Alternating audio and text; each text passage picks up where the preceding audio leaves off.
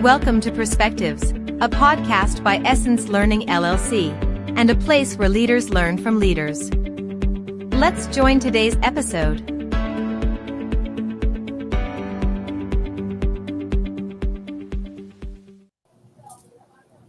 Greetings and welcome to this week's episode of Perspectives Podcast. My name is Phyllis Williams and I am part of the Essence Learning team. We want to thank you for chiming in today. We have a very impactful discussion and session today. We're going to be talking about the impact of young leaders in the workplace. And we have invited a panel of executives to discuss this current move and its effect on the workplace. I have with me some experts, as I said. We have James Jacobs Roy and Kenitra Heights and Marcy Jordan. I'm going to ask each one of them to introduce themselves, tell us a little bit about them before we get started in our discussion. You want to go first? Okay. Well, my name is James Jacobs. I am the owner of Your Life Media Marketing, as well as one of the founding directors of Reaching Houston, which is a nonprofit here in Houston, Texas. And I'm glad to be here. Thank you. I am Kenitra Kiki Heights, as people call me Kiki, and I am a director for diversity, equity, and inclusion. And I consider myself to be a young leader as well. So I guess that makes me an expert in that subject. So I'm happy to be here. Hi, my name is Marcy Jordan. I am a employment discrimination mediator, as well as I own Jordan HR Consultants. Fantastic. Well, welcome, each one of you. Thank you for joining us today. And let's dive right into our discussion. So the makeup of the leadership teams in the workplace is rapidly changing, and we see that with young leaders taking on leadership roles. But according to a study in Forbes, about 10,000 baby boomer employees are retiring every day. I was one of those. And by 2020, millennials will comprise about 50% of the workforce in the United States. Because of these trends, we see a lot of young leaders being asked to take on significant leadership roles. And so they are taking on the roles that are being vacated by some of the baby boomers. Tell me, what are some ways young leaders can help with this transition to gain the respect of other leaders as well as the respect of those that they are now managing? Do one of you guys want to tackle that question? That's a very heavy question, right? Because we're talking about some generational development and growth and movement. Yes. We're also talking about some personal development as well as you're growing as a leader yourself, and then the whole aspect of respect also, and gaining respect as a new leader, right? And that's very hard to do because culture is used to a certain type of leader and a certain kind of way of leadership has been formed.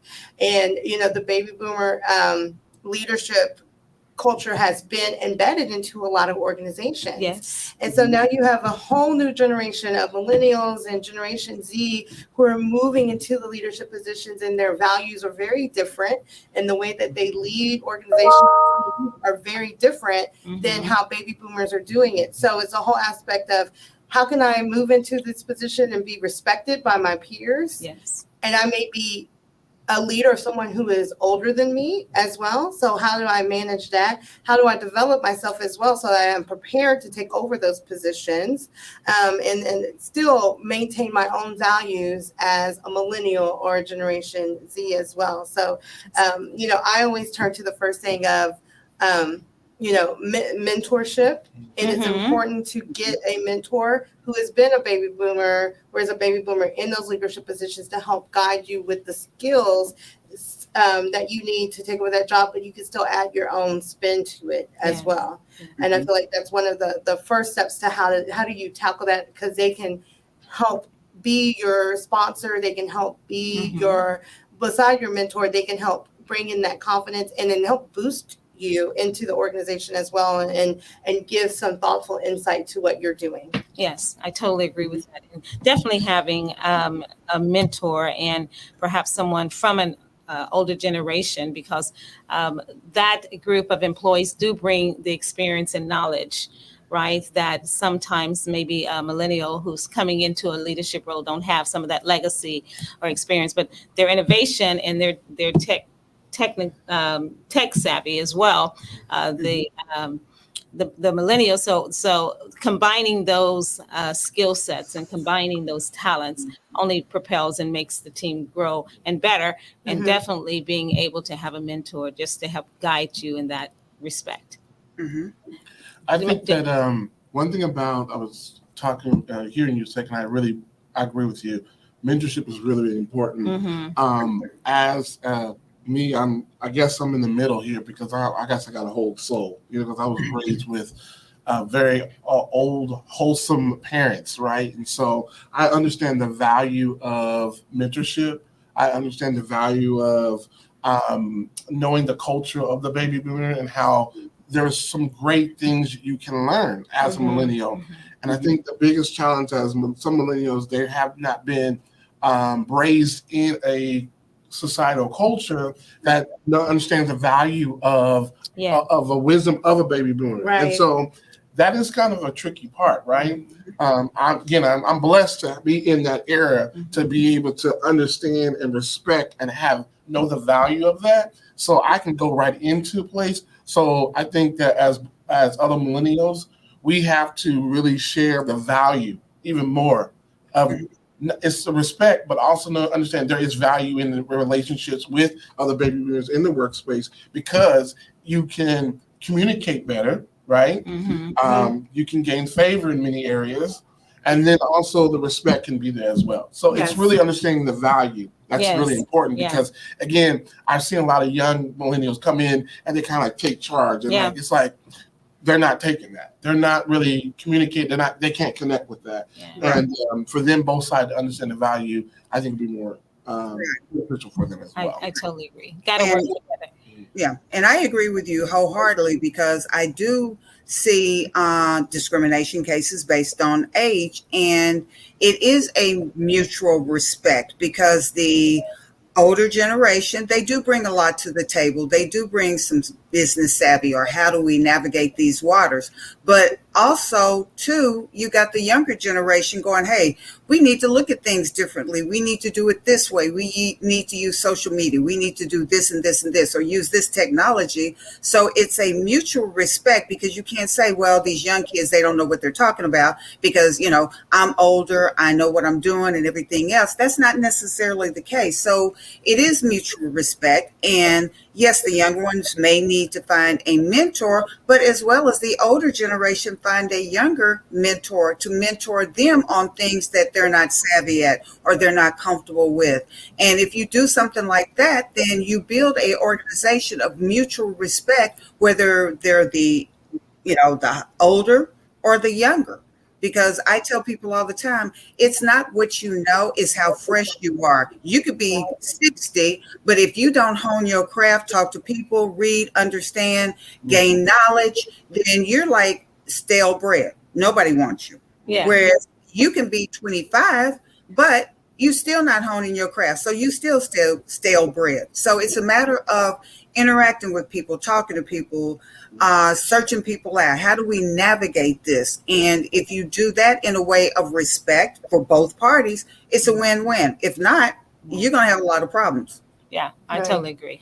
There is value definitely in that reverse mentoring. And so sometimes not millennials, but baby boomers are the older generations don't feel that someone younger could add value or bring value to them. But definitely when it comes to the innovation, a lot of times, and the technical experience of the background that they bring can help keep everybody going at the same pace. And the knowledge and the wisdom that the baby boomer has can help that millennial and those younger generations get to where they need to be in the organization. I also think it's a culture of responsibility too. And I'm going back to what you said, James, about having that old soul and being grown up in a baby boomer household, and maybe other millennials haven't. I think it's also a cultural responsibility for people who have had mentors and great mentors and been through the program to coach other people in the same age group, right? Okay. To coach Yes. other Mhm, millennials as well, and to for them to understand the benefits of having a baby boomer mentor, Yes. and so that they understand. So don't let those comments pass you by when you hear somebody say, well, I'm going to go and do it my way because they don't know what they're talking about. They don't know what they're doing. They've been here too long. I'm ready for them to leave. And just to say, well, hold on, let's look and see what the benefit and the value is from having someone there that's been through this before, and kind of get them to change their minds. I think also, as millennials and Generation Z, we have a cultural responsibility to hold our own age group accountable. Yes. As well. Yes. So. Yes. Right. Yeah. Right. Definitely. Yes, I agree with that. Tell me, why is young leadership essential to an organization's success today? I think it's paramount. We're in I'm a techie guy too. So, I'm into technology, in our offices, we do a lot of everything. We're constantly pivoting. And I have young minds in my office. So I'm still young. I have younger minds in my office, and I understand the value of them because they know what's happening, what's current, and how we can intertwine and intermingling those things into our office. And so, like she said, you can get stale quickly. Technology is just moving so fast. We're into chat GPTs out and auto GPTs out and all these new technologies out. And so I know a baby boomer can look at it like, oh my God. But at the same time, you can look at it as an opportunity because you have young people can kind of walk you through this thing. And again, if the respect is there, they can walk you through, take your time. Because again, I talk with all of our clients are baby boomers, and because I have the respect with them, I can sit down and show them these things. I show people ChatGPT, and they're like, "Whoa, a new world!" And I love it because I can be able to bridge that gap, bring them into a new way of learning new things. Yeah. And so the age is not is not a factor. It's about really being current and having your mind sharp to that. So yes, we need to have young minds there, but I think it's also at the same time is exciting because everybody's mind has to be open to the new thing. Possibility. So I see value there. Yeah. As well as continuing on with the organization, because if you look at, say, the newspaper industry, when our grandmothers and great grandmothers were around, they want to feel, touch, and smell a newspaper. Now we read newspapers online. We read it on our phone and everything else. So with that advancement, that's what you need to look at is how are you going to affect more people? What are they looking for? We got to change because the demographics are changing. How do we reach these individuals, not only the baby boomers, but the millennials and everybody else? How are we going to reach them? So with the young minds, they got a different perspective. They bring in different ideas. And as the older generation, we can't close it off going, no, we still want to advertise in the newspaper. And we're missing a big demographic. So it's important to bring those younger minds in and incorporate it with the older ones and tell them this is what we did and how we did it and everything else, and mesh them. And when things change, you graduate one out and bring another one in, Yeah, one of the things that Essence Learning teaches in their Generational Differences course is the different aspects. So say you take technology and you look at it from the different aspects of each generation and how it affects each generation. So, and you talk through, and it's interesting to hear each generation's take on things like technology and the innovation it brings to the table, because then you realize there's some differences, but there's also some similarities too. Yeah. The end goal is the same. How you get to that goal is different, right? So somebody may use an Excel spreadsheet, but I'm going to go over here and I'm going to use this new technology program and get it done, 5 times quicker.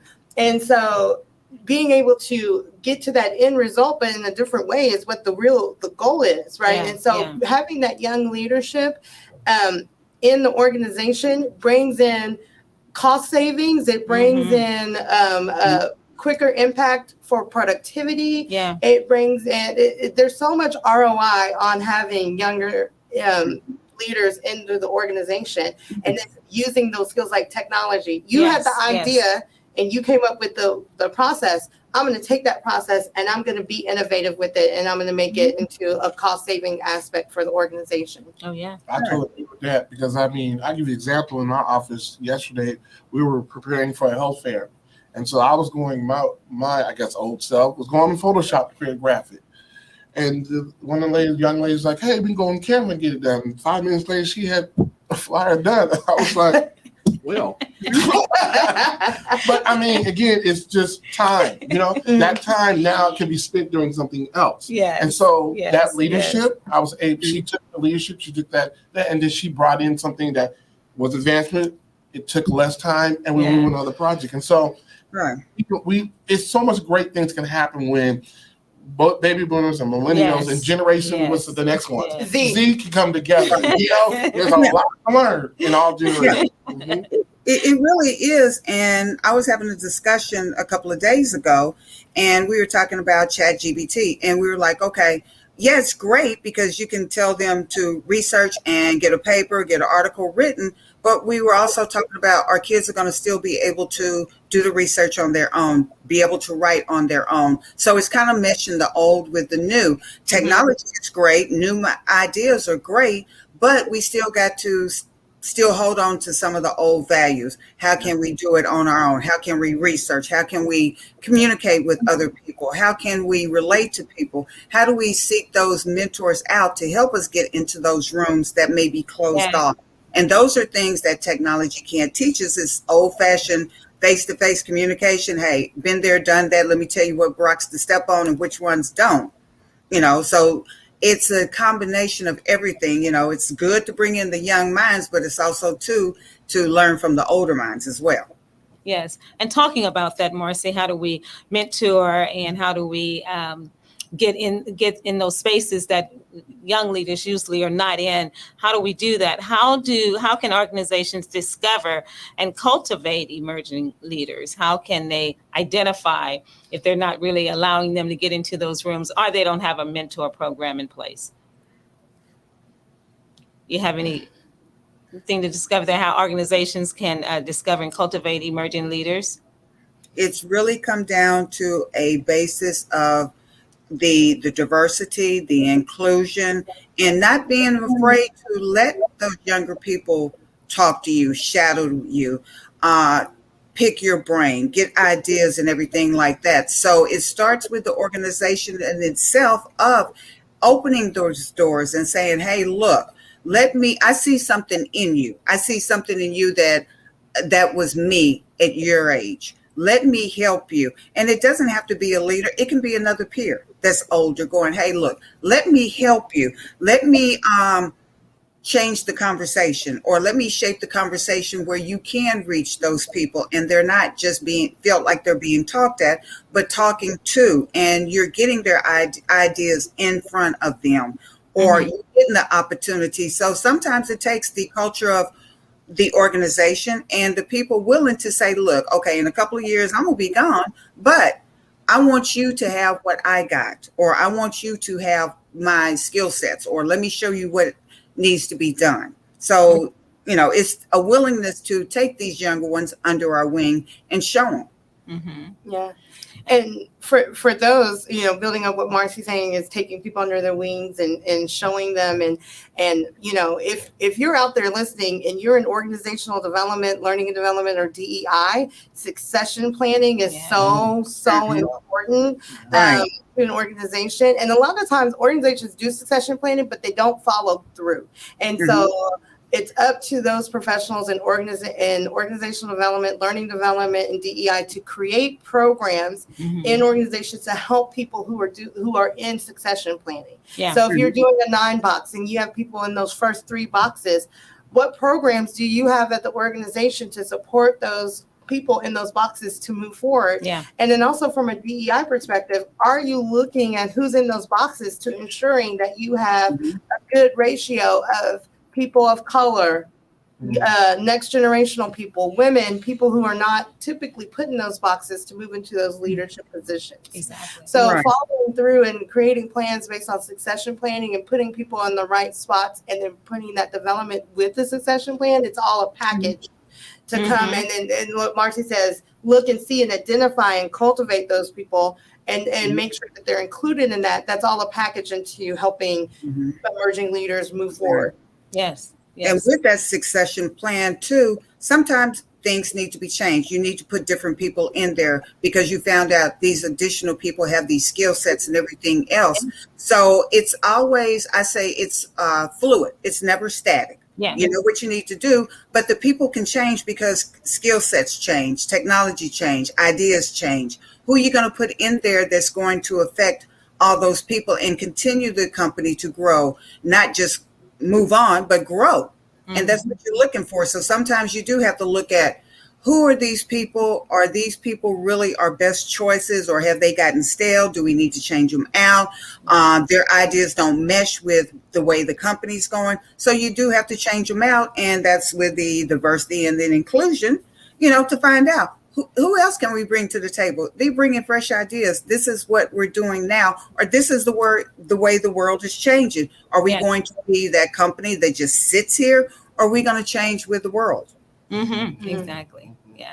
Yeah. I think to Roy, what you were saying, your employee who had a better way of doing something, right? And had she not felt comfortable enough to be able to do that, you probably would have never ever discovered that talent that she has. But now she's a go-to person for you, right? Yeah. I have another question for you. Most young new employees aren't typically thought of as leaders in the workplace. However, when an opportunity presents itself, how can a young professional capitalize on the break if they feel that they are qualified for the position? How can they go about making sure that their leadership know that they're interested, but that they have the qualifications as well to take on a leadership role or a different position to be promoted into? I think it's about the culture, right, of the organization. Right. The culture has to be built where they can be free to express themselves in some way and to share.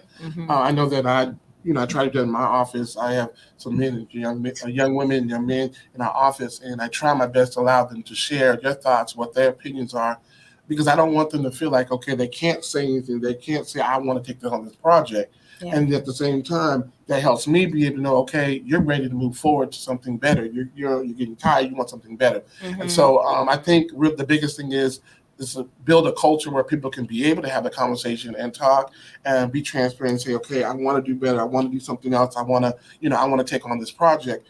I think the other part is, as leaders, we have to be willing to let it go. Yeah. You know what I'm saying? Yeah. We can't be this multitasker and assume that our organization is going to get better. It's not. We can't be the person doing everything. We have to identify and allow them also to make a few mistakes, because in making that mistakes, you can mold them to be better, right? Because you weren't perfect when you came in the organization either, so you needed some help along the way. So I think a lot of those areas will help them to be able, if you are a young leader, if you want to be a leader, there's some areas to be able to have that conversation, to want to say something so that you can be able to be that leader that you want to be. Right. As well as get rid of the stereotypes, because some have the stereotype, well, they're young, they don't know, they don't stay at jobs long, That's not true. It's maybe one or two, but does that one or two define the collective? If we're saying, well, we don't want to be stereotypes, we can't do the same thing as well. We got to sit down and have the conversations with them and find out, oh, wait a minute, hold on. They're smart. They got some great ideas. Oh, they would be good in this position, and not be afraid to say, hey, look, this guy over here, he got some great ideas. I think he would be great in a leadership position. Why not promote somebody? Why not say this person would be good? Get rid of the stereotypes of, oh, well, if I put him up, he's going to get rid of me. That's not the case. So sometimes we get so stuck in our own stereotypes of, this is what we read, this is what we think, this is what we believe, and it's not based in reality. So sometimes we need to get out of our own way. That's true too. But Marcy, if we don't have someone who is an ally or somebody who is championing our background, our experience, and know about us, how do we as young leaders, or how does a young leader, I can't really say we, but how does young leaders position themselves so that they are noticed and seen and given an opportunity? It's culture of the organization, talking to the younger ones, finding out what they're thinking, what they're all about. And then they will feel comfortable to talk to you and tell you different things or different ideas and everything else. But if you don't have that culture of inclusiveness and talking to people, you're not going to find out, and you're going to lose your best people. And then you wonder, why did I lose my best people? So it's really the organization in itself of making everybody feel safe, that they can talk, they can come to you for ideas or suggestions, and also make mistakes. It's okay to make mistakes. That's where you learn. If you don't make mistakes, how you going to learn and grow? And if you make the mistakes, okay, that's fine. We just figure it out and move on, and don't bash them because they made the mistakes. And remember, you did the same thing when you walked in that door. You were green, clueless, made mistakes, and somebody said that's okay. And we got to remember to take that grace of it's okay. It's okay to make a mistake. We can change it. We can fix it. Yes, I totally agree. Yes. I like that perspective of, it's being okay to make those mistakes and going back and realizing it as well. And I think for a younger leader, it's okay for you to do the same thing. I think a lot of people forget, like, you can influence somebody's culture and leadership from any position in the organization. Yes. You can be influential. And so being brave, being influential, and putting together a plan of this is what I want to do, and going and using your power of influence, which is a great Essence Learning course, which has taught me a lot of how I can use my influential skills. But taking that influence and influencing others and changing the way that the CEO thinks, or changing the way that your leaders think about you, and coming up with a plan and saying, hey, this person, they wrote their own job description. I mean, I've been in that position before. I wanted to do something that no one had. I said, I'm going to put together I'm going to write my own job description. I'm going to talk about the benefits of why my position is needed. And I'm going to go and I'm going to talk to somebody about it. And I'm going to get them to change their mind when they put me into this position. So you have to be able to sell yourself, influence others in what you're doing, and to get into those leadership roles as well. And so for those who are emerging leaders, it's important to remember that put together a plan of action.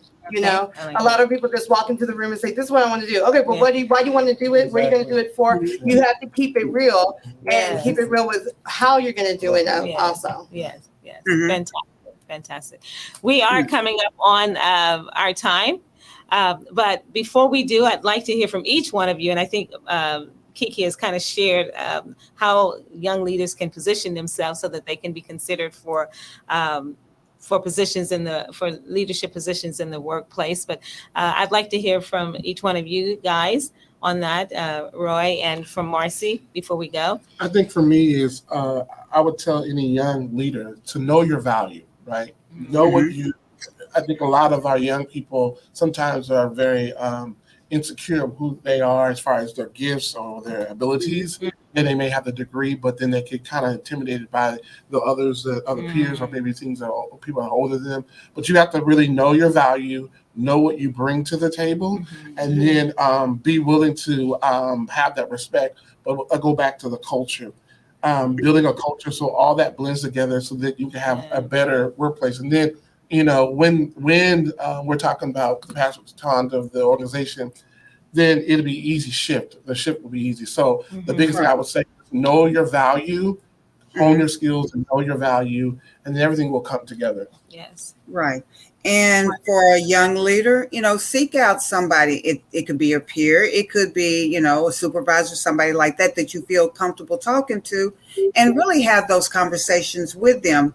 And like the younger generation, I get energized talking to them because they have so many ideas and they're just so, gung ho. Let's do this. Let's do that. They have that energy. And that energy should be honed and created and developed. Don't tap it down. Don't tap down their excitement. Don't say, oh, no, we can't do that. Or we didn't do it like this. Why not do it like this? So it's really a combination of let these young leaders have that energy. Let them shine. Help them shine. Because you know what? If they shine, we all shine. So don't tap it down. Don't discourage them. Encourage them. That's what we really need to do is encourage them.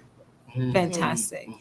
I do want to, briefly talk about also, and because earlier we talked about respect, Yes. and respecting millennial leaders, and that going back and forth with that. Mhm. But also, there has been a lot of pressure recently in the world and how our environment is, from mental health, Yes.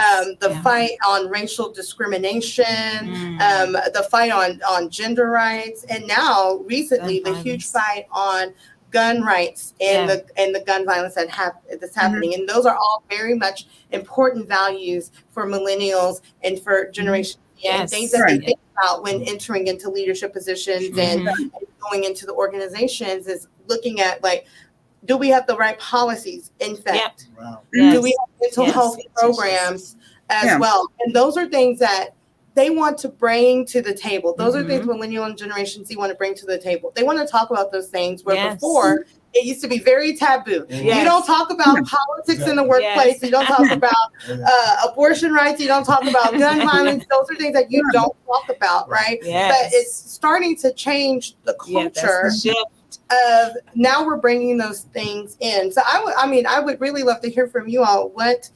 How do you feel that those societal issues have been impacting the way that millennial leaders lead now? Huge, and I wish it would be bigger, because the thing is, some of the things that they are concerned about, it has a lot of merit. Some of the things that they're dealing with has a huge impact, and some people go, "Oh, no, we can't talk about that." Why not? Why not put policies in place? Why not make sure that these kids understand that your voice is powerful? You are our future. Yes. Speak up. If some people don't like what you got to say, you know what? Say it even louder, and do those things. We have to respect them, because of the thing is, the generation that I grew up in is different than what they're dealing with. And if we go, okay, what they're dealing with now is serious. It's very serious. We can't sweep it under the rug. We can't ignore it. And we need to put policies in place. We need to talk about, it's okay to have a mental illness. It's okay if you're afraid to take your kids to school because there's gun violence. It's okay if you're worried about your right as a woman to have your own bodies, and you want to put policies in place to make sure that everybody's protected. It's okay. Nobody's taking anybody's place, but this is the world. This is changing, and if we don't change with it, we're going to die. They have those ideas. We need to tap into those energies. We need to tap into their ideas and say, you know what, this is a good idea. Even though I couldn't do it, you can do it. And I want to help you do it. So I think it's great. Yeah, I like tapping into those energies from a place of respect as well, because a lot of times people can be very disrespectful when you bring up those different energies. And so tapping to those energies from a place of respect is so important. Because if I don't feel respected when I'm talking about my mental health or the anxiety that I have, then I check out. I'm like, this is not the place for me, because I don't feel respected because of something that I personally am dealing with. Yes. Right. Yes. And that's huge. I really think the ESG, the environment, society, social governance has come into play because of millennials and the questions that they're asking. And they want to make sure that there is an environment, a country for them to live in after we've gone, and that the environment is not totally gone astray, and they're asking questions about the mental health and about what are we doing to take care of those that are less fortunate, and and then holding people accountable and putting laws in place and asking the policymakers and challenging the policymakers, right? Whereas before, like you say, those kind of things were not discussed in the office. It's all about business and driving the business forward, right? Yeah, it is very important. And, I work in the food manufacturing company, and one of the most recent things that's come up and we've changed policy on is food deserts. How can we, being in the food manufacturing industry, affect the food desert world. And so Mhm. those are just things that are popping up in different industries as well. Yeah. All righty. Thank you so much. We have come to the end of our recording and our discussion. We've had some great discussion. I want to thank each of you for lending your expertise and your knowledge to our audience today. I want to thank those that have chimed in. Thank you for listening to the Essence Learning Perspectives podcast. And we hope to see you on the next podcast next week. Thank you again. Thank you for joining Perspectives, a podcast by Essence Learning LLC. Essence Learning is your solution to personal and professional development. We partner with our clients to develop a learning strategy that will increase productivity, enhance performance, and align with their purpose and goals. For more information, visit us online at essencelearning.net or call us at 1-877-657-5755.